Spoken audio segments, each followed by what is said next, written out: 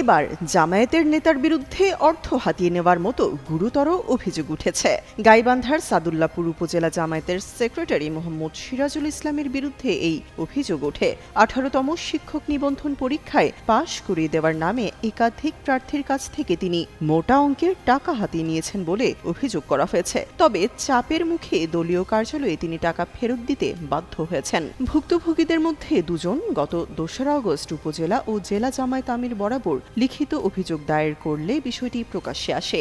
দলের ভেতরে তোপের মুখে পড়ে তিনি টাকা ফেরত দিতে বাধ্য হন। লিখিত অভিযোগে ভুক্তভোগী মাসুদ রানা জানান, শিক্ষক নিবন্ধনে পাশ করিয়ে দেওয়ার জন্য সিরাজুল তার কাছ থেকে 1 লাখ টাকা দাবি করেছিলেন। পরে তিনি 50,000 টাকা দেন। পরীক্ষায় ফেল করলে টাকা ফেরত চাইলে সিরাজুল নানা অজুহাত দেখান। আরেক ভুক্তভোগী আব্দুল হাদি জানান, তিনি 15,000 টাকা দিয়েছিলেন, কিন্তু পরীক্ষায় অকৃতকার্য হওয়ার পর টাকা ফেরত পেতে তাকেও বেগ পেতে হয়েছে।